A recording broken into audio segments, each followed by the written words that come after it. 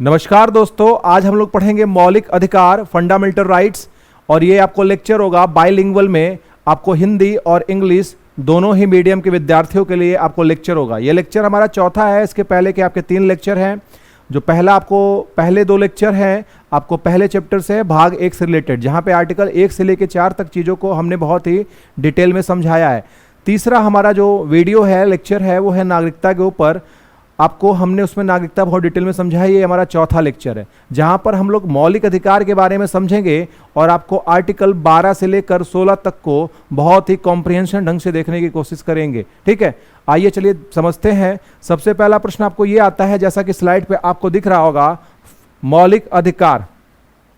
ठीक है, मौलिक अधिकार फंडामेंटल राइट्स। ठीक है, मौलिक अधिकार फंडामेंटल राइट्स।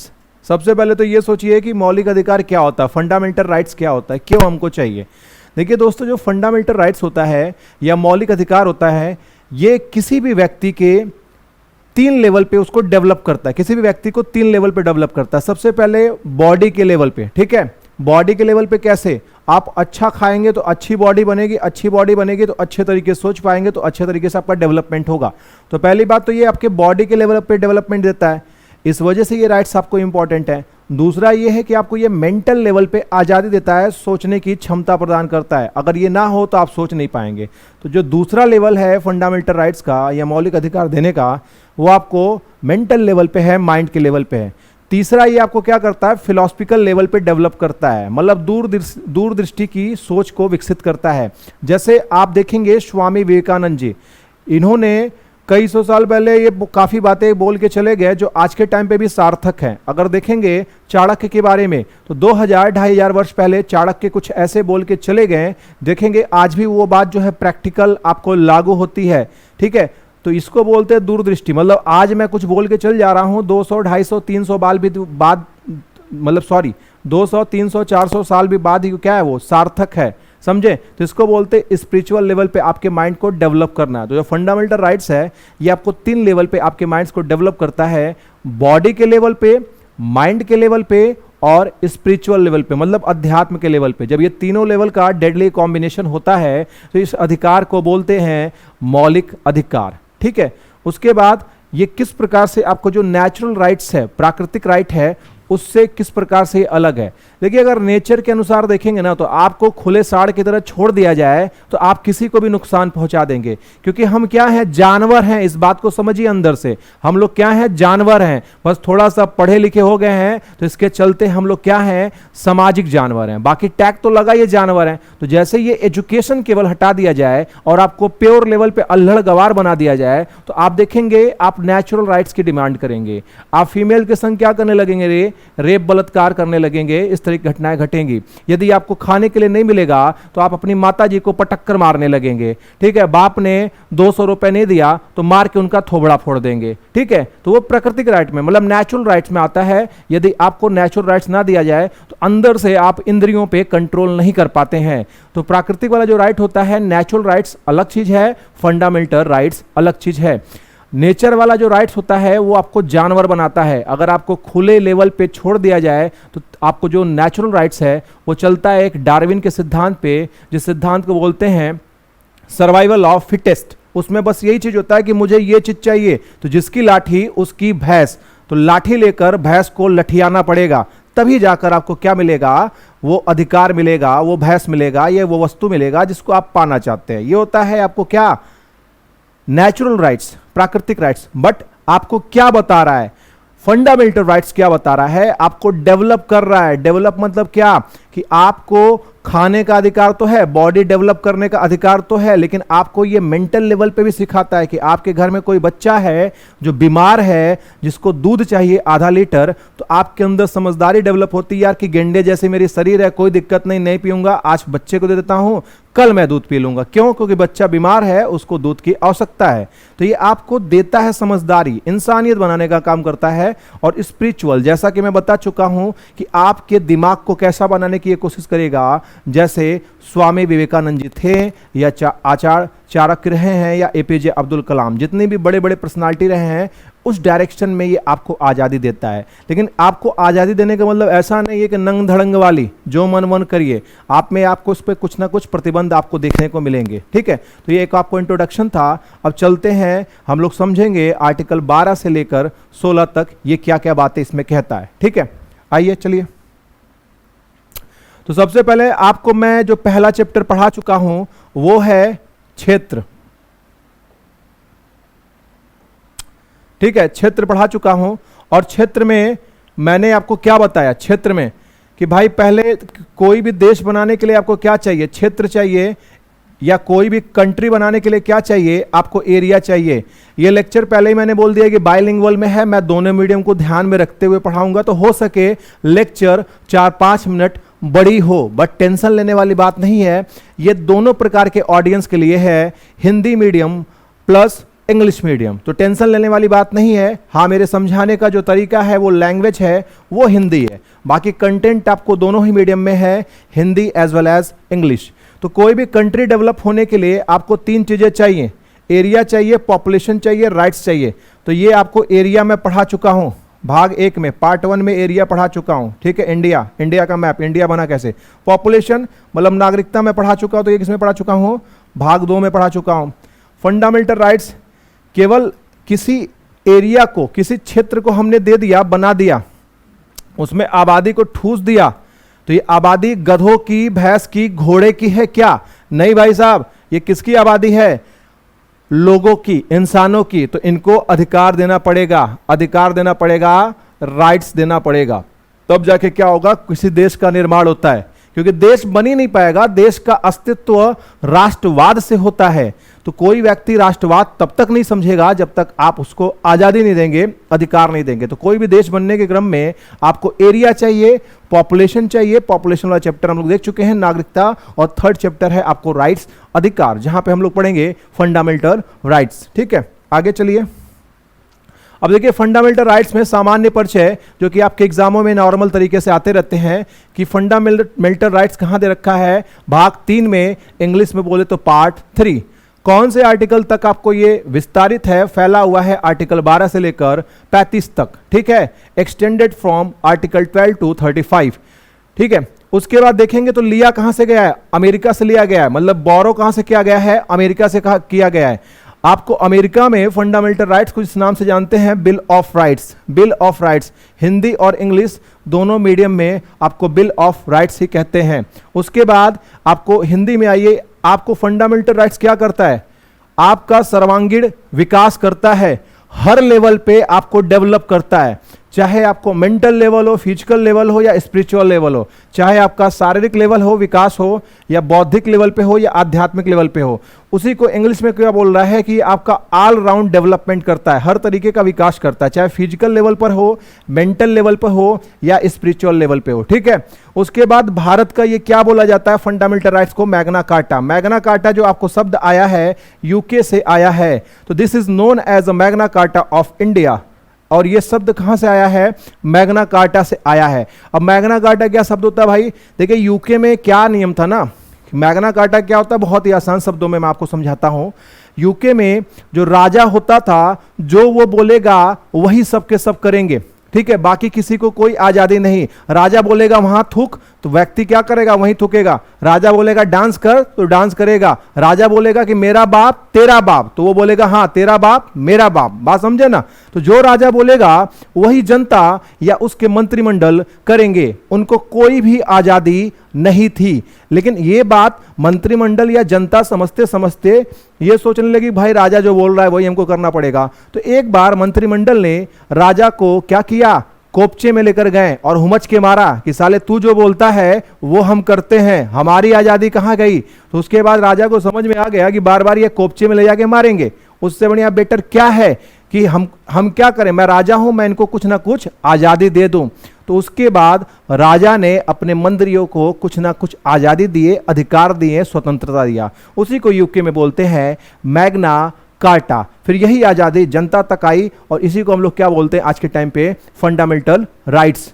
ठीक है, तो यूके में मैग्ना कार्टा, अमेरिका में बिल ऑफ राइट्स। ठीक है, उसके बाद चलिए अगले पॉइंट पे चलते हैं। आपको जो फंडामेंटल राइट्स है इसको, इसमें आपको गारंटी के संग न्याय मिलता है, इस वजह से इसको बोलते हैं न्यायोचित। आप इंडिया के किसी भी कोने में हो, आप ट्रेन पकड़ के दिल्ली तिलक मार्ग रोड पहुंच के सुप्रीम कोर्ट में आर्टिकल 32 के अंदर न्याय पा सकते हैं रिट के माध्यम से। तो ये न्याय की गारंटी आपको देता है, और इसको बोले तो इंग्लिश में जस्टिसिएबल है, आपको न्याय मिलेगा गारंटी के संग। ठीक है, आपको फंडामेंटल राइट्स है, आजादी है, लेकिन इस आजादी में आपको कुछ ना कुछ प्रतिबंध हैं, कुछ ना कुछ लिमिट है। ऐसा नहीं है कि खुले साड़ की तरह जो मन वो करेंगे, ठीक है, ऐसा नहीं। आपको आजादी है लेकिन तमीज से रहना है। ये नहीं कि आजादी दे दिया कपड़े बड़े फेंक के, हैं आज तो मैं सलमान खान बन के घूमूंगा, आपने नीचे का भी सिस्टम उतार दिया। तो इस तरीके से आपको नहीं घूमना है, आपको नैतिकता का ध्यान रखना है। तो किस टाइप के कौन कौन से प्रतिबंध हैं, जैसे जैसे आपको ये लेक्चर आगे बढ़ेगा आपको सारी बातें समझ में आ जाएंगी। अगला क्या है कि आपसे कई बार एग्जाम में पूछा जाता है कि फंडामेंटल राइट्स आपको किस प्रकार का न्याय देता है। तो ये आपको पॉलिटिकल जस्टिस देता है, ठीक है, पॉलिटिकल जस्टिस देता है, राजनीतिक न्याय देता है। इस बात को याद रखिएगा। अब राजनीतिक न्याय क्या होता है मेरे भाई, आपको आजादी देता है, समता के आधार पे आजादी देता है, इक्वालिटी के मतलब बराबरी के आधार पे बोलने की आजादी देता है, धर्म की आजादी देता है, अल्पसंख्यक है तो उसकी आजादी देता है। तो ये हर तरीके की आजादी की बात करता है, इसलिए ये पॉलिटिकल राइट्स है। ठीक है, अगला क्या है कि सरकार को भी सीमित करता है फंडामेंटल राइट्स। क्यों? क्योंकि फंडामेंटल राइट्स जब आप पढ़ते हैं तो ये किसके खिलाफ लागू होगा, ये खिलाफ लागू होता है अगेंस्ट दी गवर्नमेंट, गवर्नमेंट के खिलाफ ये लागू होता है। तो गवर्नमेंट को क्या कर रहा है, लिमिट कर रहा है। यदि गवर्नमेंट अपनी मनमानी करने लगेगी तो आप क्या करेंगे, आपके पास इलेक्शन की ताकत है, 5 साल में क्या करेंगे, सरकार खल्लास, समाप्त कर देंगे, सरकार आपकी क्या हो जाएगी, वहीं पे कोलैप्स, बर्बाद कर देंगे। आप समझे? तो कहीं ना कहीं फंडामेंटल राइट्स के द्वारा आप क्या करते हैं, सरकार को लिमिट करते हैं कि बेटा तुम अपनी औकात में रहो, तुम हमारे लिए हो ना कि हम तुम्हारे लिए। ठीक है, इस चीज को हम समझेंगे। आगे चलिए, ये आपको समझ में आया होगा। अब ओरिजिनल मून कॉन्स्टिट्यूशन में देखेंगे, ओरिजिनल संविधान में तो आपको 7 संविधान थे, 7 मौलिक अधिकार थे। जो पहला अधिकार है समता का अधिकार, जो कहां से कहां तक विस्तारित है, फैला हुआ है, आर्टिकल 14 से लेकर 18 तक। अगला है, इसी को इंग्लिश में बोलते हैं समता के अधिकार को right to equality, right to equality. ठीक है, ये कहां से कहां तक है, आर्टिकल 14 से लेकर 18 तक। अगला है स्वतंत्रता का अधिकार, ये आपको है आर्टिकल 19 से लेकर 22 तक, इंग्लिश में इसको बोलते हैं राइट टू फ्रीडम, 19 से लेकर 22 तक फैला पड़ा है। शोषण के विरुद्ध अधिकार, ये 23 से 24 है, इसको बोलते हैं राइट अगेंस्ट एक्सप्लॉयटेशन, 23 और 24 में है। ठीक है, धर्म का अधिकार 25 से 28 है, राइट टू रिलीजन आपको 25 से 28 है। फिर उसके बाद संस्कृत वो शिक्षा का अधिकार 29 से 30 है। उसके बाद इसी को इंग्लिश में बोलते हैं कल्चरल एंड एजुकेशन राइट्स, 29 से 30। ठीक है, फिर उसके बाद संपत्ति का अधिकार जो कि 31 में दिया गया था, किंतु 44वें संवैधानिक संशोधन 1978 के द्वारा इसको कहाँ ठेल दिया गया, आपको 300 क में। मतलब पहले जो राइट टू प्रॉपर्टी होता था, यहाँ पे लिखा गया है राइट टू प्रॉपर्टी, ठीक है, आर्टिकल 31 के अंदर इसको हटा दिया गया 44th कॉन्स्टिट्यूशनल अमेंडमेंट एक्ट 1978 के द्वारा। वर्तमान में ये कहां पर है, 300A में। तो ये पहले आपको फंडामेंटल राइट्स था, प्रॉपर्टी का जो राइट है, संपत्ति का अधिकार है, ये आपका मौलिक अधिकार हुआ करता था। लेकिन जब से ये 300 क में या इंग्लिश में बोल रहे हैं कि 300A में गया है, तब से ये आपका सामान्य अधिकार है। ठीक है, सामान्य कानून है, ये आपका कोई फंडामेंटल राइट्स नहीं है, कई बार आपको पूछा गया। ठीक है, अगला है 7वां वाला राइट्स, आपको उपचारों का अधिकार, जो कि आर्टिकल 32 में दिया गया है। अगला है राइट टू रेमेडी, इसी को इंग्लिश बोलते हैं राइट टू रेमेडी इंग्लिश में। तो आपको टोटल 7 थे, लेकिन एक को समाप्त कर दिया गया। किसको समाप्त किया गया, ये वाला, ठीक है, संपत्ति का अधिकार, राइट टू प्रॉपर्टी को समाप्त कर दिया गया। ये 31 में ना हो कि अभी कहाँ है मित्रों, दोस्तों 300A में, ये बात याद रखिएगा। ठीक है, ये चीज है। अब याद कैसे करेंगे कि भाई समता के बाद क्या आएगा, फिर उसके बाद क्या आएगा, ऐसे देखिए मैं आपको सिंपल सा स्टोरी बताता हूं। पहले आप सबको क्या करेंगे, बराबर, मोटा है, पतला है, नाटा है, छोटा है, टेढ़ा है, एड़ा है, पेड़ा है, सबको क्या करेंगे, पहले बराबर करेंगे।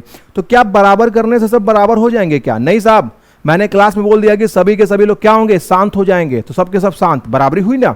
बट उसमें किसी के पेट में दर्द हो रहा है, अरे साहब दर्द हो रहा है पेट में, मुझे बाहर निकालिए, मुझे बाहर निकालिए, तो वो जब तक बोलेगा नहीं तब तक क्या होगा, उसके आपके किडनी के दर्द के बारे में पता नहीं चलेगा। तो समता का मतलब ये नहीं होता है कि आपने सबको चुप करा दिया, ठीक है, ये भी होता है कि स्वतंत्रता, बोलने की आज़ादी दीजिए। तो पहले बराबर करेंगे, फिर बोलने की आज़ादी देंगे। जब इंसान बोलेगा तो आपको क्या होगा, झगड़ा होगा मेरे मित्रों, दोस्तों, मारपीट होगा। अगर आपने क्या किया, आदमी औरत को फ्रंट लाइन पे लेके आए, बराबरी का अधिकार दिया, तो बराबरी के अधिकार के बाद क्या होगा, बोलने का भी अधिकार दे दिया। तो जब महिलाएं बोलेंगी घर के अंदर तो पति लोगों को पसंद आएगा क्या, नहीं, है ना, हुमच के मारना स्टार्ट कर देंगे, क्योंकि क्या है, पैट्रियार्कल सोसाइटी है, मेल पर्सन को ज्यादा पसंद नहीं आएगा। इसी तरीके से यदि आपने एसटी एससी जनरल कैटेगरी के लोगों को बराबर कर दिया तो जनरल कैटेगरी के लोगों को पसंद आएगा क्या, नहीं, ठीक है, नहीं पसंद आएगा। जैसा हमारा सिस्टम इंडिया का बना पड़ा है तो पसंद नहीं आएगा। तो क्या होगा, समता, बराबर तो कर दिया, बोलने का अधिकार एसटी एससी को दिया, लेकिन क्या हो रहा है, जनरल कैटेगरी के लोग शोषण कर रहे हैं। इसी तरीके से धर्म के नाम पे जो अल्पसंख्यक है उनके खिलाफ आपको शोषण देखने को मिल सकता है। तो यहाँ पे क्या याद करेंगे, पहला बोलेंगे तो पहले बराबर करेंगे, जब सबको बराबर करेंगे तो लोगों को बोलने का अधिकार देंगे। जब बोलने का अधिकार देंगे तो लोगों का शोषण होना ही होना है, एक्सप्लॉयटेशन होना ही होना है, तो उससे बचाने का अधिकार देंगे। और दुनिया का सारा क्या होता है, एक्सप्लॉयटेशन आपको कहां से निकलता है, धर्म से निकलता है, ये बात याद रखिएगा। धर्म का सेंस यहां पे उसके आडंबर से, आप चाहे घूंघट प्रथा देख लीजिए, विधवा प्रथा देख लीजिए, सती प्रथा देख लीजिए, सब के सब आपको धर्म के कर्मकांडों से निकले हैं, उसके आडंबरों से निकला गया है, ठीक है, ये चीज आप ध्यान से देखेंगे। सब के सब पैट्रियार्कल सोच भी आपको क्लियर वहीं से दिखेगी। आप चाहे दुनिया के किसी भी धर्म को उठा के देखिए, उसका जो मेन आपको नाम दिखेगा वो आपको पुल्लिंग दिखेगा, ठीक है, आपको लगेगा कि भाई किसी मेल पर्सन का नाम है। आप चाहे हिंदू धर्म को उठाइए, भगवान, लिंग कौन सा है, पुल्लिंग। आप उठाइए ईसाइयों का गॉड, कौन सा लिंग है, पुल्लिंग है। आप उठाइए क्या, अल्लाह, देख के नहीं लग रहा है कि पुल्लिंग है, तो आपको कहीं ना कहीं लगेगा कि इन धर्मों को किसने बैठाया, मर्दों ने।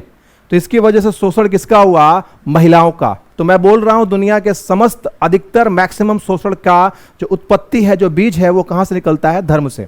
तो आप पहले क्या करेंगे, क्षमता का अधिकार देंगे तो लोग बोलेंगे तो शोषण होगा। सारे के सारे शोषण कहां से निकले हैं, धर्म से, ठीक है, ये चीज है। तो आपको याद हो जाएगा। अगला आपको बोल रहा है सांस्कृतिक व शिक्षा का अधिकार। तो ये देखिए अल्पसंख्यक का अधिकार है, ये आपको याद रखना पड़ेगा। और उसके बाद केवल लिख देने से तो फायदा होगा नहीं कि हम बोल दिए कि सब बराबर हैं, हम बोल दिए कि सब स्वतंत्र हैं बोलने के लिए, किसी का शोषण नहीं होगा। धर्म का अधिकार है, जो माइनॉरिटी होंगे, अल्पसंख्यक हैं, वो आपको कल्चरल एंड एजुकेशनल राइट्स के अंदर, सांस्कृतिक और शिक्षा के अधिकार के अंदर उनको अल्पसंख्यक को बचाया जाएगा। कि लिख देने से कुछ होगा नहीं, सुप्रीम कोर्ट जाने का अधिकार होना चाहिए ना, तो वही अधिकार आपको कहां दिया है, उपचारों के अधिकार के अंतर्गत, आर्टिकल 32 के अंतर्गत, जिसको इंग्लिश में क्या बोलते हैं, राइट टू रेमेडी, ठीक है। तो मेरे ख्याल से ये भी स्लाइड आपको समझ में आया होगा। चलिए आइए चलते हैं आगे। अब स्टार्ट करेंगे हम लोग। मैंने बता दिया समता का अधिकार, इक्वालिटी की राइट 14 से 18, फ्रीडम वाला 19 से 22, एक्सप्लॉयटेशन वाला 23-24, रिलीजन वाला 25 से 28, उसके बाद जो कल्चरल एजुकेशन राइट्स था 29 और 30, ठीक है।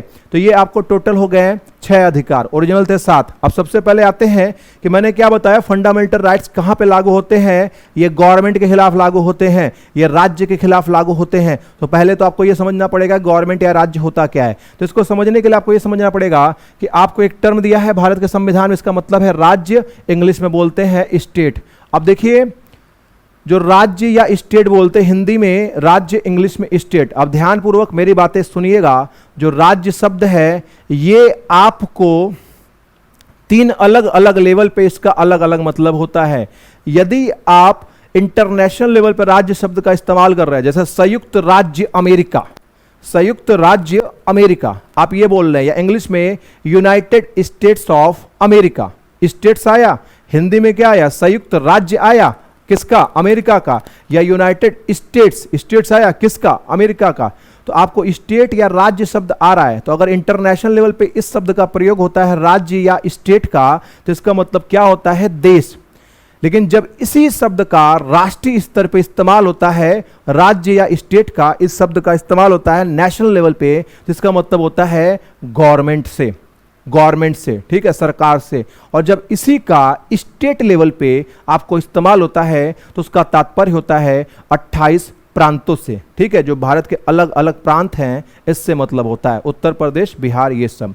तो आपको इंटरनेशनल लेवल पे राज्य का मतलब आपको देश से है, नेशनल लेवल पे सरकार से है, और स्टेट लेवल पे आपको किससे है, 28 प्रांतों से, ठीक है। इतनी बातें याद रखिएगा। तो आपसे एक इंटरव्यू में, कई इंटरव्यू में आपको ये प्रश्न भी पूछे जाते हैं कि जो राज्य शब्द है आपको भारत के संविधान में कितनी जगह हेडिंग के तौर पे देखने को मिलता है। तो आपको जो स्टेट शब्द है ये आपको कितनी जगह मिलता है दोस्तों, 12, 36, 152, जाके चेक कर लीजिएगा। इसके सिवा राज्य शब्द आपको कहीं पे नहीं मिलेगा। जो मैं आपको पढ़ा दे रहा हूं पूरे यूट्यूब पे ये बात आपको देखने को मिलेगी नहीं। 12, 36, 152 में राज्य जो शब्द है हेडिंग के तौर पे इस्तेमाल किया गया है। अब आइए इसमें से जो 12 और 36 है इसका मतलब क्या है, गवर्नमेंट। जो राज्य शब्द या स्टेट शब्द इस्तेमाल किया गया है 12 और 36 में, इसका क्या मतलब है, स्टेट मतलब राज्य। और जो 152 आर्टिकल है इसका मतलब है आपको 28 प्रांत।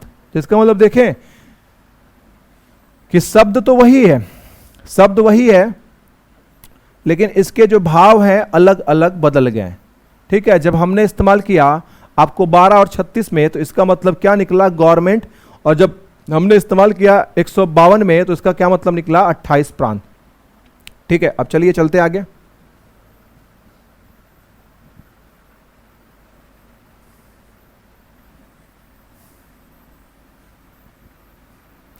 ठीक है, अब आइए समझते हैं। तो हमको क्या पढ़ना है, हमको पढ़ना है भाई साहब आर्टिकल 12। तो देखिए जो बात 12 में दी गई है वही बात 36 में, और 12, 36 में क्या मतलब इसका, सरकार से। तो यहाँ पे 12 और 36 में 12 एंड प्लस 36 में what is the meaning of state, तो क्या है इसका मतलब, सरकार। जबकि 152 में क्या मतलब है, 28 प्रांत। 152 में क्या मतलब है, 28 प्रोविंसेस से, ठीक है। तो अब आइए सरकार में क्या क्या शामिल होता है, क्योंकि मौलिक अधिकार आपको किसके खिलाफ लागू होते हैं, सरकार के खिलाफ, ठीक है। तो स्टेट्स के खिलाफ लागू होते हैं। तो स्टेट्स के अंदर क्या क्या आएंगे, आपको सबसे पहले आता है नंबर 1 संघ की कार्यपालिका। तो कार्यपालिका किसको बोलते हैं, जो कानून को लागू करवाने वाला निकाय होता है उसको कार्यपालिका बोलते हैं। जो कानून को लागू करवाएगा इसको कार्यपालिका बोलते हैं, और कार्यपालिका को इंग्लिश में बोलते हैं एग्जीक्यूटिव। तो अगर ये केंद्र सरकार का है तो यूनियन कहेंगे, और हिंदी में क्या कहेंगे, संघ। तो संघ कार्यपालिका, सेंट्रल लेवल पे जो निकाय कानून को लागू करवाए उसको बोलते हैं संघ कार्यपालिका, और उसी को इंग्लिश में बोलते हैं यूनियन एग्जीक्यूटिव। अगला है संसद। ये भी आपको क्या होता है, सरकार की डेफिनेशन में आता है, इसको बोलते हैं पार्लियामेंट। ये क्या करता है, सेंट्रल लेवल पे पूरे देश के लिए क्या करता है, कानून बनाता है। अगला है राज्य की कार्यपालिका, राज्य स्तर पे जो कानूनों को लागू करवाए। और आपको विधानमंडल, राज्य स्तर पे जो क्या करे, कानूनों को बनाए, इसको विधानमंडल बोलते हैं। इसी को हम लोग बोलते हैं, राज्य कार्यपालिका को स्टेट एग्जीक्यूटिव, और उसके बाद विधानमंडल को बोलते हैं स्टेट लेजिस्लेचर, ठीक है। उसके बाद लेजिस्लेटिव लिखा गया वहाँ पे। आपको नेक्स्ट पॉइंट आता है स्थानीय निकाय। ये भी, इसमें दो आपके बॉडी आते हैं, ग्राम पंचायत और नगर पालिका। ग्राम पंचायत और नगर पालिका आपको आते हैं, ठीक है। इसको इंग्लिश में क्या बोलते हैं, लोकल बॉडी। और लोकल बॉडी के अंदर क्या आएगा, ग्राम पंचायत प्लस नगर पालिका। तो आपको तो ये बातें क्लियर होंगी कि नंबर 1 पे क्या आएगा, आपको यूनियन एग्जीक्यूटिव मतलब संघ कार्यपालिका आएगा प्लस पार्लियामेंट आएगा। सेकंड नंबर पे स्टेट एग्जीक्यूटिव और प्लस आपको स्टेट लेजिस्लेचर आएंगे, मतलब राज्य के कार्यपालिका, और राज्य के क्या आएंगे, आपको विधानमंडल आएंगे। उसके बाद तीसरे नंबर पे स्थानीय निकाय, जिसमें ग्राम पंचायत और आपको नगर पालिका आते हैं, उसी को हम लोग बोलते हैं लोकल बॉडी, ठीक है। इतनी बातें समझ में आ गई। अब मारपीट देखिए भाई साहब, इसमें है अन्य प्राधिकरण में, अदर अथॉरिटी में। ये तो बात ऊपर क्लियर है कि इसको देखते हुए कोई गांव का प्रधान ढंग से काम नहीं कर रहा है तो उसके खिलाफ मौलिक अधिकार लागू होते हैं। क्यों, क्योंकि प्रधान का जो पद है यहाँ पे क्या है, ग्राम पंचायत, संवैधानिक पद है। लेकिन मान लीजिए कोई जल निगम का बाबू, या उसके बाद कोई आपको पुलिस डिपार्टमेंट, या यहाँ पे कोई कोर्ट वगैरह लिखा है क्या, अदालत लिखा है क्या, तो क्या ये राज्य की परिभाषा में नहीं आएंगे क्या? नहीं दोस्तों, इसका मतलब ये नहीं है। जो भी गवर्नमेंट डिपार्टमेंट बच गए ये सब के सब राज्य के डेफिनेशन में आएंगे, लेकिन उसके लिए आपको चलना पड़ेगा अगले वाले स्लाइड पे, ठीक है। तो जो भी सरकारी डिपार्टमेंट बच गए हैं अन्य प्राधिकरण या अन्य अथॉरिटी के अंदर आएंगे। अगले स्लाइड पे चलते हैं। तो आपको देखिए ये समझने के लिए कि आपने समझा कि 3 कैटेगरी वाली बात तो आपको समझ में आई, संघ कार्यपालिका, संसद, फिर राज्य कार्यपालिका, विधानमंडल, स्थानीय निकाय, ये तो क्लियर है। कि जिसमें ग्राम पंचायत और नगर पालिका, ये तो ठीक है, समझ में आ रहा है बात कि ये राज्य के डेफिनेशन में आ रहे हैं, लेकिन इसको छोड़ के जल निगम हो गया, फिर उसके बाद आपको चकबंदी डिपार्टमेंट हो गया, या कोई सरकारी विद्यालय, क्या ये सब राज्य के डेफिनेशन में नहीं आएंगे? क्या बिल्कुल आएंगे, लेकिन इसके लिए आपको समझना पड़ेगा अजय हाशिया का केस। ये 2006 का केस है अजय हाशिया का। तो इन अजय हाशिया केस आपको राज्य के डेफिनेशन के अंदर हर एक उपकरण आएगा। तो इसमें कौन कौन सा आएगा, आपको ये कंडीशन दे रखी है, an institution which acts as a body of state. ठीक है, तो ये इसमें कौन कौन से जो आपको संस्थाएं हैं वो राज्य की परिभाषा के अंदर आएंगी। यदि कोई भी संस्था आपको वैधानिक हो, कानूनी हो, लेजिस्लेचर के द्वारा पास किया गया हो, लेजिस्लेटिव हो, जैसे कोई यूनिवर्सिटी, तो कोई यूनिवर्सिटी का एक कानून होता है, for example DU, Delhi university act कानून है, तो ये क्या होगा, दिल्ली यूनिवर्सिटी एक राज्य है, उसके खिलाफ मौलिक अधिकार लागू होते हैं। ठीक है, दूसरा है गैर वैधानिक, कोई ऐसा कि जो नॉन लेजिस्लेटिव हो, फिर भी वो आपको राज्य के डेफिनेशन में आएगा यदि केंद्र सरकार उसको फंडिंग कर रही है, या वो जो आपको गैर वैधानिक जो संस्था है वो सरकार के लिए प्रशासनिक काम कर रही है। फॉर एग्जाम्पल कोई NGO है और इंडिया की सरकार ने ये टारगेट किया है कि हम इंडिया के टॉप 10 NGO को चुनेंगे और वो रोड बनाएंगे, बना सकते हैं गांव के रोडों को। अब भारत सरकार ने उन NGO को क्या दिया, पैसे दिए, लेकिन उन NGO ने गड्ढे वाले रोड बनाए। तो वो NGO किसके बिहाफ पे काम करते थे, सरकार के बिहाफ पे, सरकार ने उनको पैसे दिए थे, तो उस NGO के खिलाफ भी फंडामेंटल राइट्स लागू होते हैं। ठीक है, ये चीजें। और गवर्नमेंट किसी को फाइनेंस कर रही है, पैसे दे रही है, जिसको बोलते हैं आर्थिक मदद दे रही है, तब भी ये आपको स्टेट के अंदर आएंगे। अगर एडमिनिस्ट्रेटिव कोई संस्था काम कर रही है तो वो भी क्या आएंगे, आपको राज्य के अंदर आएंगे। ठीक है, ये चीज है। एग्जाम्पल में कुछ ऐसी संस्थाएं जो बार बार एग्जाम में पूछा जाता है कि राज्य है कि नहीं है, तो इसको रट लीजिएगा, LIC, ONGC और सेल गैस कंपनी। ठीक है, तो मेरे ख्याल से ये आपको आर्टिकल 12 क्लियर हुआ होगा। अब आ जाइए आर्टिकल 13 पे। आर्टिकल 13 पे दोस्तों, आर्टिकल 13 न्यायिक समीक्षा की बात करता है, जुडिशियल रिव्यू की बात करता है। ठीक है, जुडिशियल रिव्यू की बात करता है। क्या जुडिशियल रिव्यू, या इंग्लिश में मैं हिंदी में बोल रहा हूं न्यायिक समीक्षा, क्या इसको संविधान में कहीं परिभाषित किया गया है क्या? नहीं। आपको जुडिशियल रिव्यू या न्यायिक समीक्षा शब्द ये पूरे संविधान में कहीं भी शब्द आपको ये दिया नहीं गया है। लेकिन इसका मतलब क्या होता है, आप ध्यानपूर्वक समझिएगा, वही बातें आपको स्लाइड में लिखी गई हैं। आप देखेंगे कि जो कार्यपालिका होती है जो कि कानून को लागू करवाती है, इसी को इंग्लिश में बोलते हैं कि जो एग्जीक्यूटिव होगी, जो कि आपको क्या करेगी, लॉ एंड ऑर्डर को लागू करवाएगी।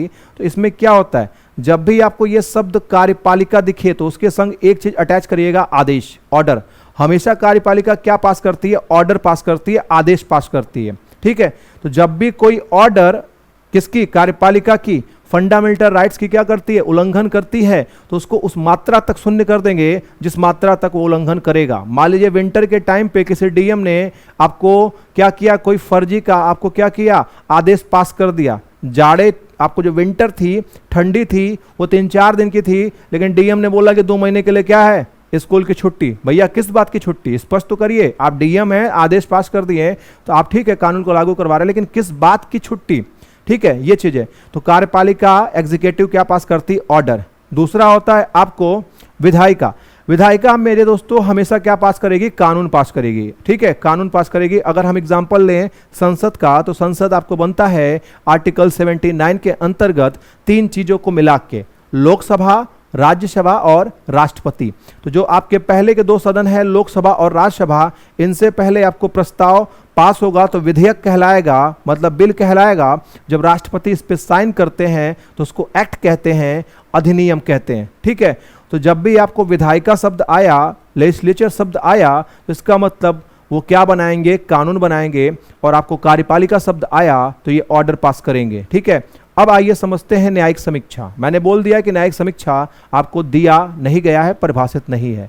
तो जब भी कोई ऑर्डर या जब भी कोई लॉ, ऑर्डर तो पास किया जाएगा कार्यपालिका के द्वारा और लॉ बनाया जाएगा आपको विधायिका के द्वारा। तो जब भी कोई ऑर्डर और जब भी कोई लॉ आपके मौलिक अधिकारों का उल्लंघन करे, तो इसको उस मात्रा तक शून्य कर देंगे जिस मात्रा तक ये उल्लंघन कर रहा है। इसको उस मात्रा तक नल एंड वाइट कर देंगे जहां तक ये क्या कर रहा है, उल्लंघन कर रहा है। मान लीजिए किसान बिल अभी कंट्रोवर्सी में था, तो किसान बिल में आपको 100 धाराएं थी, तो 100 धाराओं में से 5 धारा आपको क्या कर रहे थे, उल्लंघन कर रहे थे मौलिक अधिकारों का, तो इस 5 को समाप्त करेंगे, क्योंकि बोल रहा है कि जिस मात्रा तक उल्लंघन करती है उस मात्रा तक शून्य कर देंगे। तो 5 तक उल्लंघन करती है ना, तो कितने सही हैं, 95। तो मतलब 95 जो प्रावधान है इसको कैंसिल नहीं किया जाएगा, क्योंकि अब आपको 95 आर्टिकल मौलिक अधिकारों का उल्लंघन नहीं करते हैं। यही आपको क्या है, जुडिशियल रिव्यू आप देखने को पाते हैं। तो आप आर्टिकल 13 यही बात बोलता है। अब चलिए आइए समझते हैं जो मैंने बातें इसमें लिखी है, ठीक है। इसमें मैंने आपको क्या लिखा है, न्यायिक समीक्षा, जिसको हम लोग इंग्लिश में क्या बोलते हैं, जुडिशियल रिव्यू। आपको क्या है, संविधान में परिभाषित नहीं है, no defined in the constitution. ये जुडिशियल रिव्यू कहां से लिया गया है, अमेरिका से लिया गया है, ये बात याद रखिएगा। यहां पे क्या है, कार्यपालिका क्या पास करती, आदेश, एग्जीक्यूटिव क्या पास करती, ऑर्डर, विधायिका क्या पास करती है, कानून। यहां पे लेजिस्लेटिव होती है, जो लेजिस्लेचर होती है क्या पास करती है, एक्ट। अब ये क्या करेंगे, उल्लंघन करेंगे किसका, फंडामेंटल राइट्स का। वायलेशन किसका करेंगे, फंडामेंटल राइट्स का। तो इसे उस मात्रा तक शून्य कर देंगे जिस मात्रा तक उल्लंघन करते हैं, या इंग्लिश में बोले तो इसे उस मात्रा तक नल एंड वाइड कर देंगे, to the extent of violation, ठीक है। और ये देखिए दोनों ही प्रकार के लॉ एंड ऑर्डर पे लागू होता है।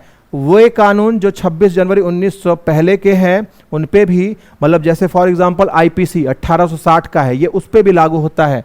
और ऐसे कानून जो इसके बाद बने 26 जनवरी 1950 के बाद।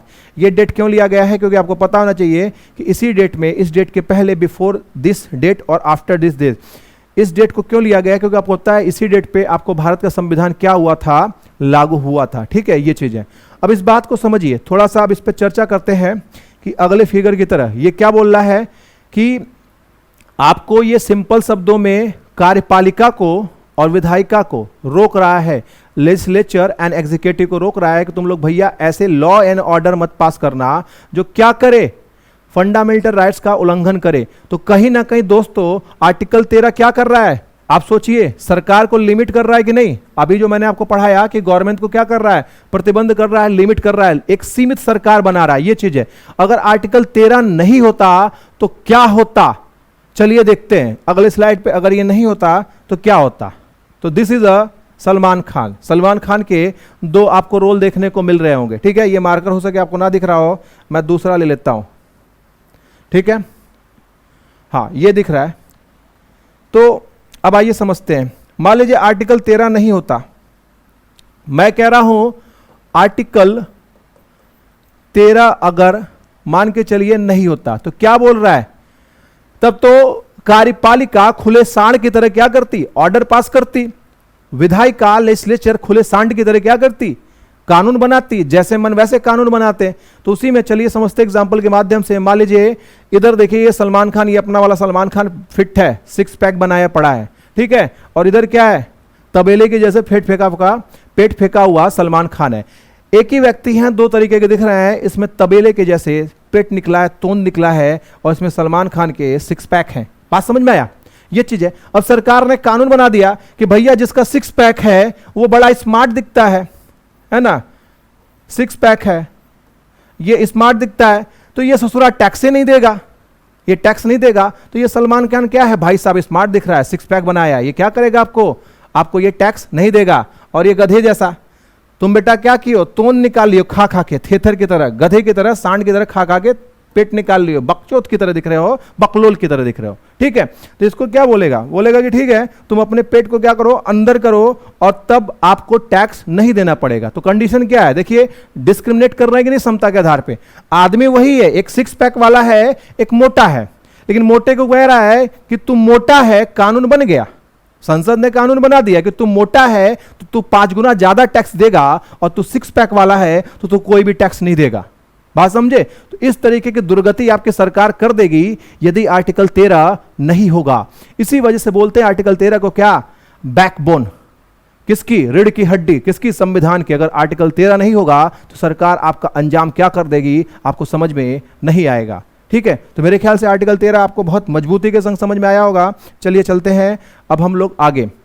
आर्टिकल 13 में ही पढ़ेंगे तो आर्टिकल 13 में ही आपको दिया गया है कि विधि कानून के अंतर्गत क्या आते हैं। तो विधि के अंतर्गत आदेश आते, बता चुका हूं क्या है, नियम, कोई सरकारी ऑफिस से नियम पास कर रहा है। उपविधि मतलब जैसे है कि आर्टिकल 1 का क्लॉज 1, 2 ये सब उपविधि हो गए। विनियम। विनियम क्या होता है? आप लोग जब चार्टर एक्ट पढ़ेंगे, ठीक है, चार्टर एक्ट पढ़ेंगे तो 1833 के पहले के कानून को क्या बोलते थे? विनियम। विनियम, इसी को हम लोग क्या बोलते हैं? By law. इंग्लिश में विनियम को क्या बोलते हैं हम लोग? इंग्लिश में विनियम को बाई लॉ, ठीक है।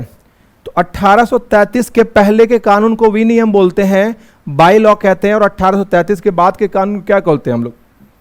एक्ट, या आप क्या कहते हैं? अधिनियम। इसीलिए तो आप लोगों ने पढ़ा होगा चार्टर एक्ट, ठीक है, इस तरीके से आपको देखने को मिला होगा। तो विनियम किसको कहते हैं, या इसी को इंग्लिश में याद रखा है आपको,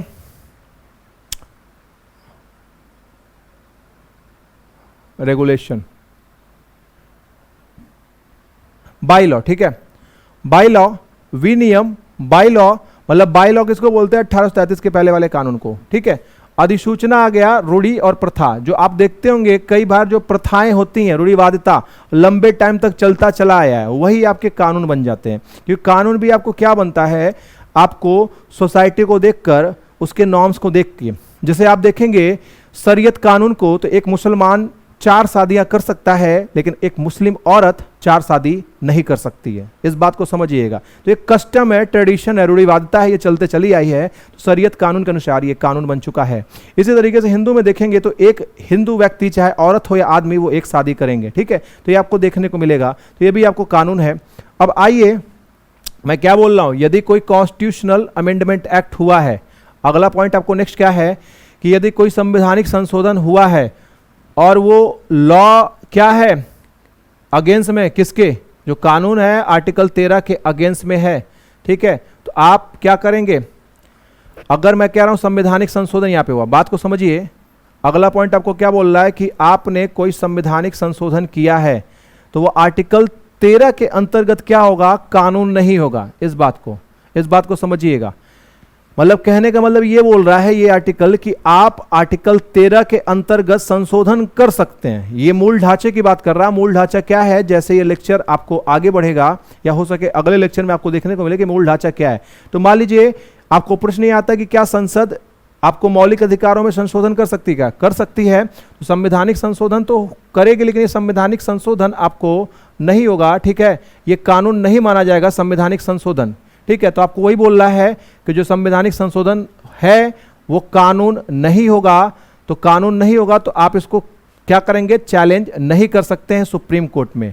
सिंपल शब्दों में, संसद यदि आपको क्या कर रही है? मौलिक अधिकारों में कोई संशोधन कर रही है, तो वो कानून नहीं है आर्टिकल 13 के अंतर्गत। मैं फिर से रिपीट कर रहा हूं, यदि संसद आपके मौलिक अधिकारों में कोई परिवर्तन कर रही है तो कानून ही नहीं है आर्टिकल 13 के अंतर्गत। जो ये विधि की डेफिनेशन है, लॉ की डेफिनेशन है, इस बात को याद रखिएगा। तो जब कानून नहीं है तो इसका क्या मतलब कि मौलिक अधिकारों को सरकार उखाड़ के फेंक रही है, तो आप सुप्रीम कोर्ट नहीं जा सकते क्या, जब ये संवैधानिक संशोधन ही नहीं है? तो ऐसा नहीं ये बोल रहा है, बस ये बोल रहा है कि मूल ढांचे को नुकसान ना पहुंचे। यहां पे बोला भी है कि केशवानंद भारती केस के अनुसार जो आपको मूल ढांचा है इसको नुकसान ना हो, ठीक है। तो according to Kesavananda Bharati case, जो कि कब आया था? 1973 में, no damage to basic structure, basic structure को कोई भी नुकसान ना हो। अगर बेसिक स्ट्रक्चर को कोई नुकसान करके संवैधानिक संशोधन है तो वो क्या होगा? आपको वो संवैधानिक संशोधन आपको अवैध होगा, वाइड होगा। यहाँ पे BS मतलब क्या है? Basic structure. तो आपको ये आर्टिकल 13 बहुत अच्छे समझ में आया होगा। अब आ जाइए आर्टिकल 14, ठीक है। आर्टिकल 14 में आपको 2 सेगमेंट है, 2 पार्ट है। एक तो आर्टिकल 14 में एक भाग आपको ये बोलता है कि विधि के समक्ष समता, कानून के सामने सभी लोग बराबर होंगे, इक्वालिटी बिफोर लॉ, सभी लोग बराबर होंगे। तो आपको ये बोल रहा है कि कुत्ते, घोड़े, गधे, बैल सबके सब क्या होंगे? आपस में बराबर होंगे। जैसे ये देखिए, ये भाई साहब क्या है? सबके सब आपस में बराबर है। देख के लग रहा है क्या कहीं से ये कुछ बराबर है? नहीं, बोल रहा है हाथी कुत्ते के बराबर है। अब कुत्ता देखेगा हाथी की तरफ, हाथी देखे कुत्ते की तरफ, आपस में बराबर है। तो क्या हो रहा है? खुदा के नियम के विरोध जाके ये बोल रहा है ये आर्टिकल। फिर से समझिए, आपस में बराबर दिख रहे हैं क्या ये सब? नहीं। तो आपको ये बोल रहा है विधि के समक्ष सब बराबर हैं। IAS ऑफिसर चपरासी के बराबर है कानून के सामने। प्रैक्टिकल होता है क्या? नहीं, है ना। कितने IAS ऑफिसर गरिया के भगा देते चपरासी को यहाँ पे। तो विधि के समक्ष सभी लोग बराबर हैं, तो ये एक निगेटिव कॉन्सेप्ट है। क्यों निगेटिव है? खुदा के नियम के विरोध में जाके बोल रहा है। कहां से लिया गया है? यूके से। तो आपको मेरी बात समझ में आ गई होगी कि आर्टिकल 14 का एक पार्ट है जो कानून के सामने सभी लोगों को बराबर करता है, चाहे कुछ भी हो। और ये क्या निगेटिव कॉन्सेप्ट है? कहां से लिया गया है? यूके से। इसी को बोलते हैं इक्वालिटी बिफोर लॉ। ठीक है, बोरो कहां से किया गया है? आपको यूके से। नेक्स्ट पॉइंट है इसका, विधियों का समान संरक्षण। तो भाई सबको बराबर करेंगे, सब मानेंगे क्या? आप बोल रहे हैं हाथी को कुत्ते के बराबर करने के लिए, होमच के क्या करेंगे? हाथी मार देगा किसको? कुत्ते को। आप बोलेंगे पहलवान को विकलांग के बराबर, तो पहलवान देखेगा ससुरा विकलांग मेरे बराबर, अल्लाह इसको पटक के मारते हैं, सही हो जाएगा। आप बोलेंगे आदमी औरत के बराबर, तो आदमी पसंद करेगा क्या औरत को कि आप बराबरी पे लाके उसको बैठा दे रहे हैं? नहीं पसंद करेगा। इसका मतलब कि आपको प्रोटेक्शन देना पड़ेगा, कानून को प्रोटेक्शन देना पड़ेगा। तो आर्टिकल 14 ही दूसरा सेगमेंट बात करता है, बोलता है विधियों का समान संरक्षण। तो संरक्षण किसको मिलेगा? आपको प्रोटेक्शन किसको मिलेगा? Equal protection of law. आपको मिलेगा वीकर सेक्शन को, कमजोर वर्ग को। ठीक है, जो कमजोर वर्ग के लोग होंगे उनको क्या मिलेगा? कानून का प्रोटेक्शन मिलेगा। जो वीकर सेक्शन होंगे सोसाइटी के, उनको कानून का प्रोटेक्शन मिलेगा। तो ये तो अच्छी बात बोल रहा है ना। तो ये आपको कहां से लिया गया? देखिए यहां पे मैं लिखना भूल गया हूं, ये आपको लिया गया है, आपको स्लाइड में लेगा तो उसमें दिख जाएगा। ये आपको कहां से लिया गया है? यूएसए से। कौन सा? विधियों का समान संरक्षण, इक्वल प्रोटेक्शन ऑफ लॉ। तो ये अच्छी बात बोल रहा है। तो ये क्या है? पॉजिटिव कॉन्सेप्ट है। ये बात याद रखिएगा, लोग इसी में भटक जाते हैं। कानून के सामने सभी लोग बराबर हैं, नेगेटिव कॉन्सेप्ट है, यूके से लिया गया है। विधियों का समान संरक्षण, ये पॉजिटिव कॉन्सेप्ट है, आपको अमेरिका से लिया गया है। इक्वालिटी बिफोर लॉ यूके से लिया गया है। इक्वल प्रोटेक्शन ऑफ लॉ आपको यूएसए से लिया गया है, और ये एक पॉजिटिव कॉन्सेप्ट है। तो ये बात आपको समझ में आया होगा। थोड़ा सा और मैं समझा दूं। जैसे मान लीजिए मैं बोल रहा हूं कि आदमी और औरत, तो दोनों में कमजोर कौन है? फिजिकल लेवल पे या नेचुरल लेवल पे? मैं माइंड के लेवल पे नहीं बोल रहा हूं। तो बायोलॉजिकल लेवल पे देखेंगे तो एक महिला क्या है? दोनों को डाइट। ऐसा नहीं बोल रहा हूं कि आदमी को बैठा दिए गधे की तरह खेतर की तरह खा रहा है और औरत को कुश्ती लड़वा रहे हैं। उस कंडीशन में औरत मजबूत हो जाएगी। मैं कंडीशन ये रख रहा हूं समता के अधिकार पे आप सब कुछ उसको बराबर दे रहे हैं, खाना पीना सब कुछ। तो आप नेचुरल तरीके से देखेंगे तो मेल पर्सन हार्ड होता है और फीमेल क्या होती है? सॉफ्ट होती है। तो इस कंडीशन में क्या होगा? कमजोर वर्ग कौन सी है? कमजोर आपको फीमेल है, महिला है। ताकतवर कौन है? आदमी। तो प्रोटेक्शन किसको मिलेगा? औरत को। अब चलिए कंपैरिजन करते हैं, औरत और विकलांग व्यक्ति, इन दोनों में वीक कौन है? विकलांग व्यक्ति। कानून का प्रोटेक्शन किसको मिलेगा? विकलांग व्यक्ति को। चलिए और क्लासिफिकेशन करते हैं समझने के लिए। एक विकलांग व्यक्ति और 2 महीने का छोटा बच्चा, इन दोनों में वीक कौन है? 2 महीने का छोटा बच्चा, तो उसको ज्यादा प्रोटेक्शन मिलेगा। ये आपको आर्टिकल 14 बोल रहा है। अगर समझ में आया तो ठीक है, नहीं तो मैं आपको कमेंट बॉक्स में लिखिएगा, दोबारा समझाऊंगा। ठीक है, अब चलिए। हाँ यही ठीक है। तो ये जो पहला फोटो था, ये आपको भाई साहब बोल रहा है कि सभी लोग बराबर हैं, लेकिन दूसरे में क्या बोल रहा है? दूसरे में वही चीज है कि आपको माँ है, माँ हमेशा लाचार होती है, बॉलीवुड के पिक्चरों में हमेशा दिखाया जाता है। तो आपको दिख रहा है यहाँ पे करण अर्जुन की में जो माँ है, मेरे बेटे आएंगे, मेरे करण अर्जुन आएंगे। तो ये क्या है? वीकर सेक्शन ऑफ सोसाइटी है, दिखा रहा है। यहाँ पे आप माँ को मत लीजिएगा, एग्जाम्पल के तौर पे दिखा रहा हूं, अदरवाइज माँ सबसे बड़ी योद्धा होती है, केजीएफ में आपको बोला गया है। ठीक है, तो यहाँ पे आप ये मान के चलिएगा कि ये जो कैरेक्टर है सोसाइटी के कमजोर वर्ग को, वीकर सेक्शन को दिखा रही है। तो यहाँ पे ये वीकर सेक्शन के लोग क्या बोल रहे हैं? मेरे करण अर्जुन आएंगे, मतलब मेरा कायदा कानून आएगा। तो यहाँ पे इनका बेटा कौन आता है इनको बचाने के लिए? अर्जुन। तो अर्जुन मतलब कौन आ रहा है वीकर सेक्शन को बचाने के लिए? कानून। तो कानून तो आ गया वीकर सेक्शन को बचाने के लिए। ठीक है, आपको क्या आ गया? कानून तो आ गया अर्जुन के रूप में वीकर सेक्शन को बचाने के लिए। लेकिन यहां पे फिर से क्या बोल रही? इंडिया की जो जुडिशरी सिस्टम है आपको क्या बोल रही है कि बेटा अर्जुन तू तो आ गया, करण कहां है? बात समझिए, कानून तो आ गया वीकर सेक्शन ऑफ सोसाइटी के लिए, लेकिन न्याय कहां है ना? अर्जुन आ गया है, करण कहां है? कर्म कहां है? ठीक है, तो यहां पे बोल रहा है, जैसा कि आपको पता है कि इंडिया में आपको न्याय क्या मिलता है? लेट मिलता है। कानून होने से मतलब तो नहीं है ठीक है, बात समझ में आ रहा है कि हाँ मतलब है, कानून है, लेकिन आपको जो न्याय मिलता है काफी लेट में। तो यहां पे क्या बोल रहा है आपको? अर्जुन क्या बोलेगा? मां करण जेल में है, कब आएगा? 5 साल बाद। मतलब कानून व्यवस्था इंडिया में है, न्याय तो है, लेकिन न्याय कब मिलेगा? 25 साल बाद। यही आपको कह रहा हूं कि आपको आर्टिकल 14 कुछ इस तरीके से आपको देखने को मिलेगा। ठीक है, उसके बाद आर्टिकल 14 में ही आपको कई बार ये पूछता है कि ये जो आर्टिकल है, ये आर्टिकल नागरिकों पे लागू होता है या विदेशियों पे। तो मैं एक एक आर्टिकल आपको तोड़ के समझाऊंगा। आर्टिकल 14 देखेंगे, इसमें व्यक्ति शब्द इस्तेमाल किया गया है, इंग्लिश में इसको बोलते हैं पर्सन। और व्यक्ति देखेंगे या पर्सन देखेंगे, दो टाइप के होते हैं। प्राकृतिक व्यक्ति होते हैं, इसी को इंग्लिश में बोलते हैं नेचुरल पर्सन। दूसरे होते हैं विधिक व्यक्ति, इसको बोलते हैं लीगल पर्सन। अब इनको भी तोड़ेंगे तो ये देखिए, प्राकृतिक में दो होते हैं आपको, नागरिक और विदेशी। तो आपको पता हो जाना चाहिए कि आर्टिकल 14 देशी विदेशी दोनों पे लागू होता है, ठीक है। उसके बाद यहाँ पे सिटीजन पे भी लागू होता है, फॉरेनर पे भी लागू होता है। विधिक पर्सन मतलब क्या, कि जुडिशरी ने, सुप्रीम कोर्ट ने, हाई कोर्ट ने किसको किसको व्यक्ति माना है। तो जैसे निगम, कॉरपोरेशन को व्यक्ति माना गया है, कोई कंपनी है उसको व्यक्ति माना गया है, उसके भी फंडामेंटल राइट है, आर्टिकल 14 उस पर भी लागू होता है। कोई संस्था है उसको भी आपको क्या माना जा सकता है, इंस्टीट्यूट को, आपको आर्टिकल 14 उस पर भी आपको मिल सकता है उसके फायदे। या कोई अन्य चीज, अदर में भी आ जाएंगे। अन्य चीज में क्या, जैसे अक्षय कुमार की आपने पिक्चर देखी होगी, इंटरटेनमेंट, ठीक है, जिसमें एक डॉग को पूरी की पूरी प्रॉपर्टी क्या करता है, उसका मालिक ट्रांसफर कर देता है। तो क्या विश्व में ऐसे कोई देश है क्या? यस, जापान में आप कुत्ते को प्रॉपर्टी ट्रांसफर कर सकते हैं, बट इंडिया में ऐसा कर सकते हैं क्या? कोई मालिक है, वो अपने 5 नालायक बेटों से तंग आ गया है, तो पांचों के पांचों नालायक बेटे को वो पैसा नहीं देना चाह रहा है, तो वो क्या अपने डॉग को, अपने कुत्ते को दे सकता है क्या? इंडिया में नहीं दे सकता भाई, आर्टिकल 14 लागू ही नहीं होता है। आर्टिकल 14 में पहले कुत्ते को तो पर्सन के अंदर आना पड़ेगा ना, व्यक्ति के, तभी आप कुत्ते के क्या करेंगे, नाम पे प्रॉपर्टी कर सकते हैं। तो जो व्यक्ति के कैटेगरी में आएगा प्रॉपर्टी, उसी के नाम पे ट्रांसफर करेंगे ना कोई पर्सन। तो इंडिया में कुत्ता नहीं आता है, तो इसका मतलब इंटरटेनमेंट अगर इंडिया में बनाया गया रहता तो लीगल फील्ड से या लीगल बैकअप से वो कहानी क्या होती, गलत होती, ठीक है। ये मैं बताना चाहता हूं, कानून का दम कम, ठीक है।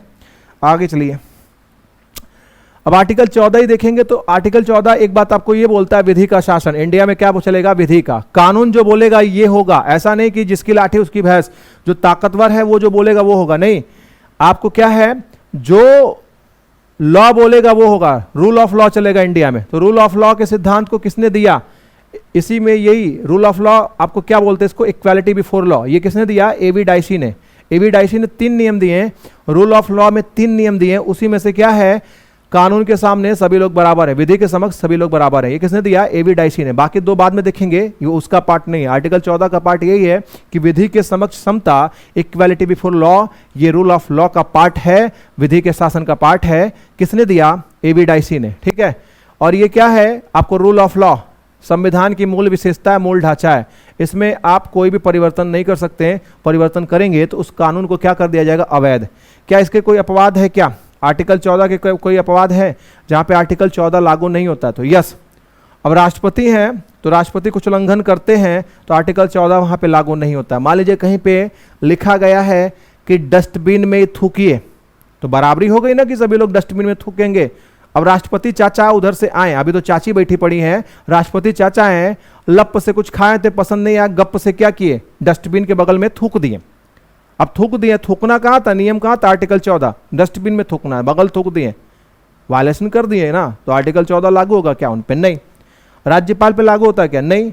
विदेशी संप्रभु मतलब जो आपको फॉरेन सवरेन कोई आ रहे हैं, किसी देश का पीएम आ रहा है, प्रेसिडेंट ऑफ इंडिया आ रहा है, तो ये उस पर लागू नहीं होता। राजनयिक पे लागू नहीं होता, जो डिप्लोमेट्स आते हैं, विदेशों से नौकरशाह आते हैं, उन पे लागू नहीं होता है। यूएन ने, यूनाइटेड नेशंस कि जितनी भी ऑर्गेनाइजेशन है संयुक्त राष्ट्र संघ की, उनकी और उनकी संस्थाओं पे लागू नहीं होता है, ठीक है। एक बात याद रखिएगा, आर्टिकल 31C जहां पर आता है, आर्टिकल 14 वहां समाप्त हो जाता है।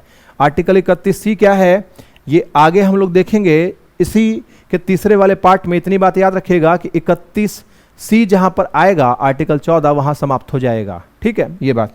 चलिए आगे, आगे बोल रहा है इसके अपवाद में कि 361 के अंतर्गत संसद और विधानमंडल, संसद आपको क्या करती है, पार्लियामेंट क्या करती है, आपको कानून बनाती है पूरे देश के लिए, विधानमंडल क्या करती है, राज्य के लिए कानून बनाती है। तो संसद विधानमंडल की किसी भी कार्यवाही में कोई सत्य चीज है और वो सत्य चीज समाचार में प्रकाशित कर दिया गया है, तो अब भाई बोला तो उसने सही था, एमपी एमएलए ने, ठीक है, लेकिन उसको प्रकाशित कर दिया गया, सत्य बोला गया, तो क्या समता के अधिकार के अंतर्गत उस एमपी एमएलए के खिलाफ केस फाइल किया जाएगा क्या? नहीं, दीवानी या फौजदारी मुकदमा नहीं होगा। उसी को आपको इंग्लिश में बोल रहा है कि no person shall no person liable for any civil and criminal proceedings in any court in respect of publication in news reports of true report of any proceedings of legislature। ठीक है, अब अपवाद में आता है आर्टिकल 105।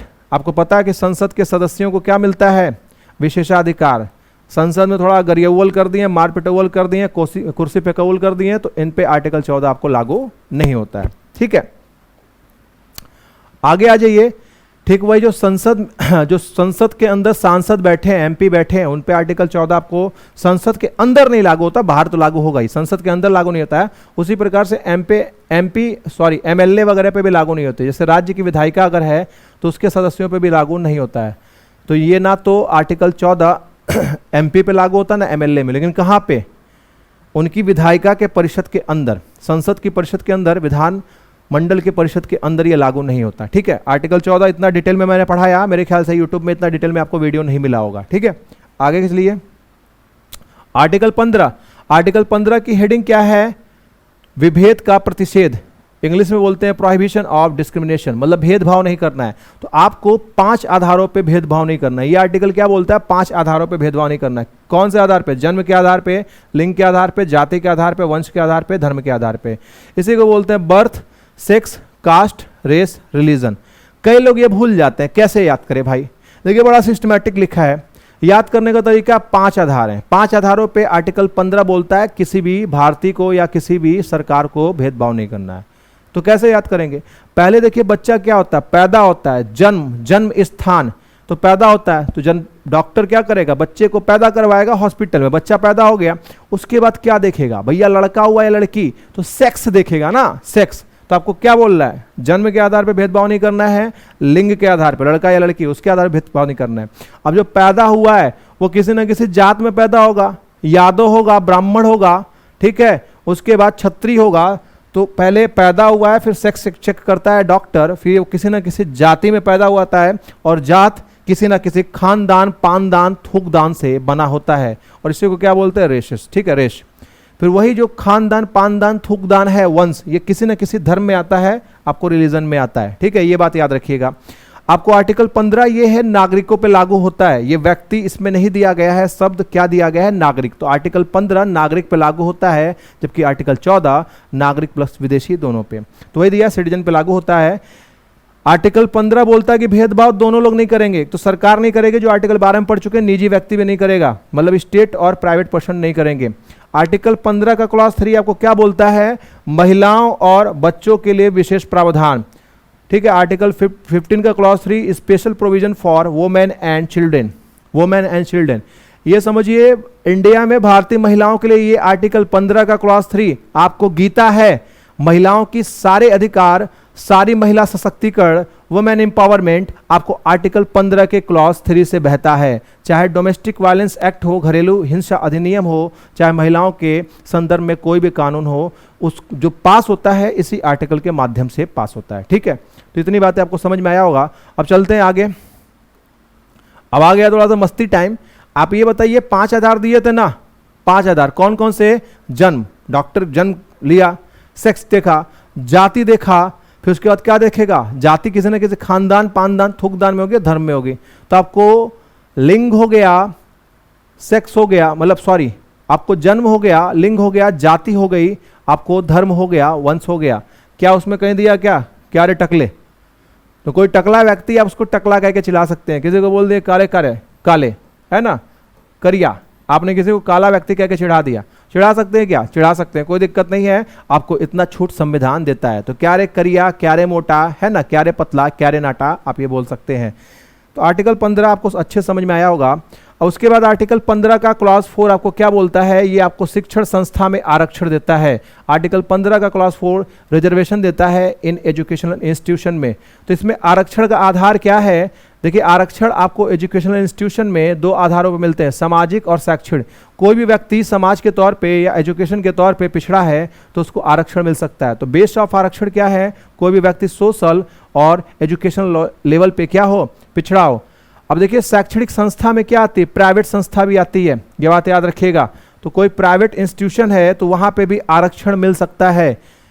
किसी इलाके में ITI कॉलेज खुला है, प्राइवेट है, किसी इलाके में कक्षा 10 तक विद्यालय खुला है तो उसमें भी आरक्षण होगा कि भैया इतने बच्चे बैठ रहे हैं तो ST SC वाले बैठेंगे आपको, ठीक है, OBC वाले के लिए भी इतना % आपको सीटें आरक्षित रहेंगी। निजी संस्थाओं में लागू होते हैं, लेकिन यहाँ पे अल्पसंख्यक पे लागू होता है क्या? माइनॉरिटी वाले जो एजुकेशनल इंस्टीट्यूशन है, माइनॉरिटी वाले एजुकेशनल इंस्टीट्यूशन है, उस पर आपको रिजर्वेशन लागू होगा क्या? नहीं, ठीक है, ये बात याद रखें। जैसे फॉर एग्जाम्पल मदरसा या देव संस्कृत विश्वविद्यालय पे जो आपको एजुकेशनल वाले रिजर्वेशन है वो लागू नहीं होते हैं, ठीक है।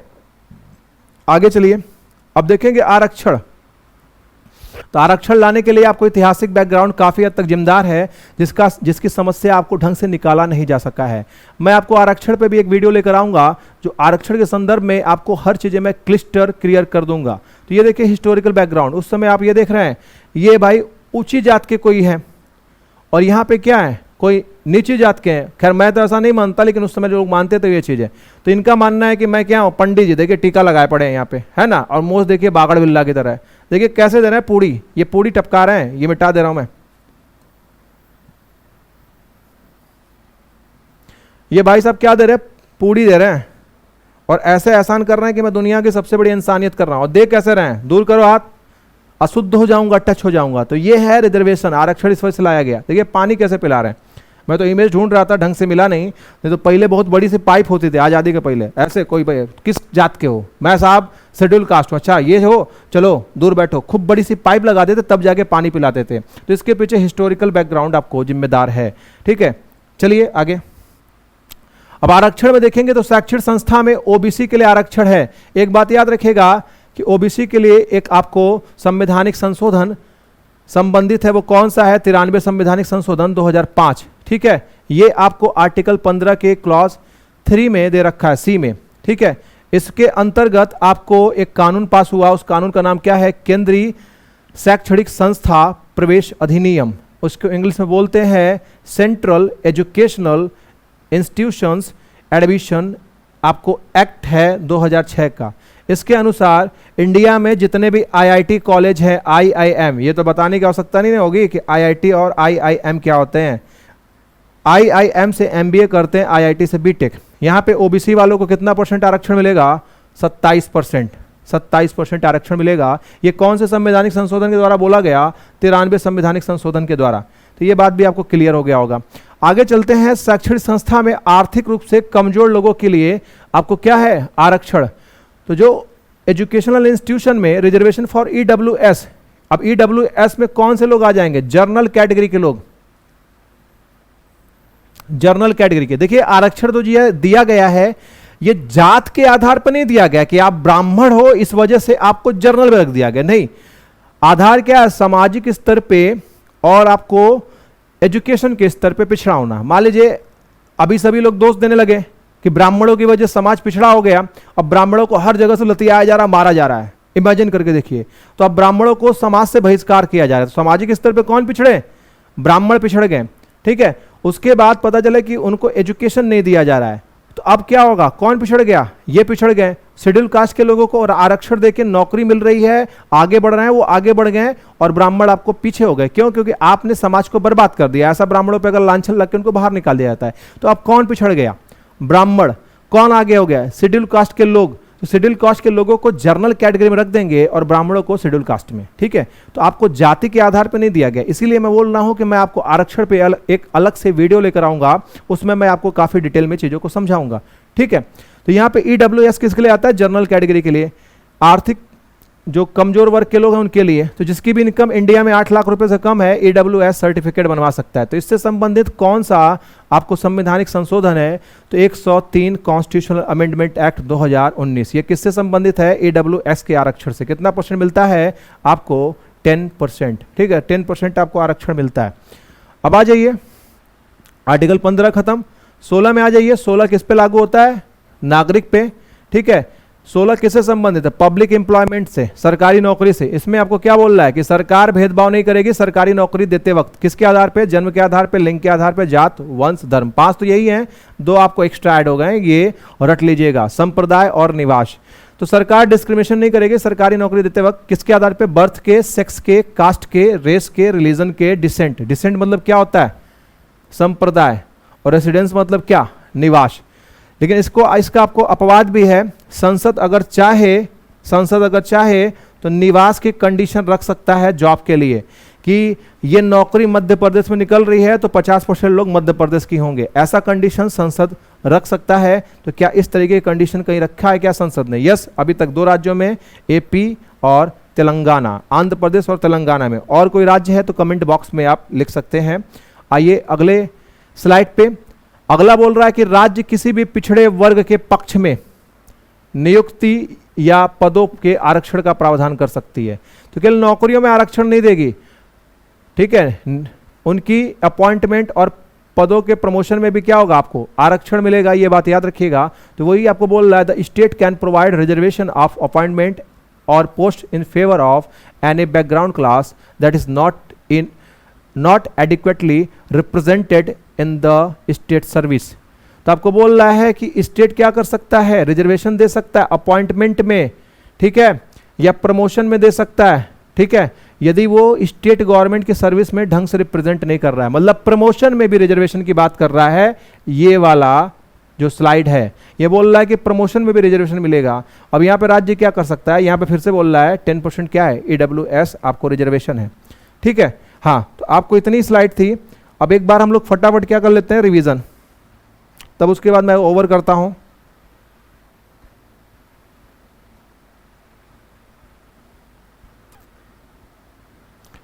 देखिए मैंने आपको क्या पढ़ाया, देश बनने के लिए क्षेत्र चाहिए, आबादी चाहिए, अधिकार चाहिए, ठीक है, मतलब एरिया, पॉपुलेशन और राइट ये होने चाहिए। सामान्य परिचय में देखेंगे भाग 3 में दिया गया है फंडामेंटल राइट्स कहां से कहां तक फैले हैं, आर्टिकल 12 से लेकर 35 तक, इसको बिल ऑफ राइट्स बोलते हैं, अमेरिका से लिया गया है। सर्वांगीण विकास होता है, ऑल राउंड डेवलपमेंट होता है, ये आपको फिजिकल, मेंटल, स्पिरिचुअल लेवल पे डेवलप करता है। इसको मैग्ना कार्टा बोलते हैं यूके में, ये गारंटी देता है, ये लेकिन लिमिट है, आपको फुल कंप्लीट आजादी नहीं मिलती है। आप उसको क्या है, पॉलिटिकल राइट, पॉलिटिकल ये जस्टिस आपको देता है, और इसमें सरकार क्या होती है, लिमिट होती है। 7 मौलिक अधिकार थे, समता का अधिकार, स्वतंत्रता का अधिकार, शोषण के विरुद्ध अधिकार, धर्म का अधिकार और सांस्कृतिक व शिक्षा का अधिकार, प्रॉपर्टी का अधिकार था, लेकिन 44वें संवैधानिक संशोधन के द्वारा 300 क में ठेल दिया गया। 32वां है उपचार का अधिकार, ठीक है। आगे आ जाइए, आर्टिकल जो राज्य शब्द है 3 जगह आपको दिए गए हैं, 12, 36, 152 में। 12 और 36 में इसका मतलब है सरकार से, 152 में मतलब है 28 प्रांत से। 12 में आएंगे तो आपको संघ कार्यपालिका संसद, राज्य कार्यपालिका विधानमंडल, स्थानीय निकाय में ग्राम पंचायत और नगर पालिका आएंगे। अगला आता अन्य प्राधिकरण। अन्य प्राधिकरण में क्या आएगा, अजय हाशिया के जो केस है उसके अनुसार जो भी कानूनी निकाय होंगे, वैधानिक होंगे, वो भी आएंगे, गैर वैधानिक भी आएंगे यदि वो आर्थिक और प्रशासनिक कार्य कर रहे हैं सरकार के। कुछ एग्जांपल हैं, LIC, ONGC और सेल कंपनी, ठीक है। न्यायिक समीक्षा आपको डिफाइन नहीं किया गया है, 13 में ये दिया गया है, संविधान में परिभाषित नहीं है, अमेरिका से लिया गया है। यदि कोई कार्यपालिका आदेश पास करे, विधायिका कानून पास करे, मौलिक अधिकार का उल्लंघन होता है तो इसे उस मात्रा तक शून्य कर देंगे जिस मात्रा तक ये उल्लंघन करे। ये दोनों प्रकार के कानूनों पर लागू होता है, 26 जनवरी 1950 से पहले और उसके बाद, ठीक है। ये आपने देख लिया, ये समझाई दिया मैंने। विधि के अंतर्गत क्या क्या आता है, आदेश, नियम, उपविधि, विनियम, अधिसूचना, रूढ़ि और प्रथा। आपको नेक्स्ट पॉइंट क्या है कि अगर कोई संवैधानिक संशोधन है तो वो कानून नहीं होगा आर्टिकल 13 के अनुसार, ठीक है। मतलब संसद संशोधन कर सकती है लेकिन मूल ढांचे में कोई बदलाव नहीं करेगी, नहीं तो वो कानून क्या होगा, अवैध। आर्टिकल 14 में मैंने आपको 2 बातें बताई, विधि की समक्ष समता, सभी लोग कानून के सामने बराबर हैं। कहां से लिया गया है, यूके से, नेगेटिव कॉन्सेप्ट है। विधियों का समान संरक्षण, कमजोर वर्ग के लोगों के लिए कानून का प्रोटेक्शन क्या होगा, ज्यादा होगा, ये अच्छी बात है, पॉजिटिव कॉन्सेप्ट है। कहां से लिया गया है, अमेरिका से। उसके बाद हाँ, व्यक्ति के अंतर्गत प्राकृतिक व्यक्ति, विधिक व्यक्ति आते हैं। प्राकृतिक व्यक्ति में नागरिक, विदेशी ये भी आएंगे, विधिक में निगम, कंपनी, संस्था, अन्य लोग आ जाएंगे। उसके बाद आपको आता है विधि का शासन। विधि के समक्ष, कानून के सामने सभी लोग बराबर होंगे, कानून का ही चलेगा। एवी डाइसी ने ये दिया है। नियम, ये आपको क्या है, मूल ढांचा है। अपवाद में राष्ट्रपति, राज्यपाल, विदेशी संप्रभु, राजनयिक, UNA और इसकी संस्था आएगी। जहां पे आर्टिकल 31C आएगा, 14 गायब हो जाएगा, ठीक है। 361 के अंतर्गत आपको क्या बोला गया है कि यदि कोई सांसद या कोई MLA आपको कोई सच्ची बात बोलता है अपने विधायिका के परिषद में तो उसमें दीवानी और फौजदारी मैटर आपको केस फाइल नहीं किया जाएगा। 105 के अंतर्गत सांसदों को अधिकार दिया गया है, 194 के अंतर्गत आपको MLA और MLC को, ठीक है। आर्टिकल 15 में 5 आधारों पर भेदभाव नहीं करेंगे, जन्म, लिंग, जात, वंश, धर्म। नागरिकों पे लागू होता है, राज्य और निजी व्यक्ति दोनों पे ये प्रतिबंध लगाता है। आर्टिकल 15 के क्लॉज 3 के अनुसार महिलाओं और बच्चों के लिए विशेष प्रावधान, ठीक है। उसके बाद आर्टिकल 15 का क्लास 4 आपको शिक्षण संस्था में आरक्षण देता है 2 आधारों पे, सामाजिक और शिक्षा के आधार पे। प्राइवेट संस्था भी आते हैं आरक्षण में की कैटेगरी में, लेकिन अल्पसंख्यक के कॉलेज नहीं आएंगे, मदरसा वगैरह ये सब आपको नहीं आएंगे। ठीक है, आपको ओबीसी को आरक्षण मिला है, आपको ओबीसी संबंधित आपको जो संवैधानिक संशोधन है ये आपको 93 संवैधानिक संशोधन है 2005 का, इसके अंतर्गत आपको एक कानून पास किया गया है केंद्रीय शैक्षणिक संस्था अधिनियम 2006। आईआईटी और आईआईएम में 27% आरक्षण है। उसके बाद शैक्षणिक संस्था में आर्थिक आरक्षण, आपको ईडब्ल्यूएस को 10% आरक्षण मिलता है। कौन सा संवैधानिक संशोधन आपको इससे अटैच है? संवैधानिक संशोधन 103। आर्टिकल 16 नौकरी संबंधित है। इसमें क्या करेगा? सरकार भेदभाव नहीं करेगी नौकरी देते वक्त। कौन से आधार पे? जन्म, लिंग, जाति, वंश, धर्म, संप्रदाय और निवास के आधार पे। अपवाद है क्या? यस, निवास हो सकता है। कहां पे है? तेलंगाना, आंध्र प्रदेश में, तेलंगाना और आंध्र प्रदेश में। ठीक है, प्रमोशन में भी आपको आरक्षण है, ये बात याद रखना है, यदि सरकारी सेवा में ढंग से वो व्यक्ति रिप्रेजेंटेड नहीं हुआ है। बाकी 10% आरक्षण का प्रावधान है। तो मेरे ख्याल से ये लेक्चर आपको लंबा हुआ होगा, लेकिन मैंने हर एक चीज को डिटेल में समझाया है, तो थोड़ा आधा घंटे बढ़ जाएंगे, कोई दिक्कत नहीं, लेकिन उससे आपको चीजें कंप्लीट समझ में आनी चाहिए ताकि आप एग्जाम को क्रैक कर सकें। ऐसा नहीं कि मैंने 20 मिनट में खत्म कर दिया और आपको हवा कुछ नहीं लगा। तो 20 मिनट के बदले 1 घंटे हो जाए, लेकिन हमको कॉन्सेप्ट समझ में आना चाहिए। आज के लिए इतना ही, मिलते हैं अगले वीडियो में। जय हिंद।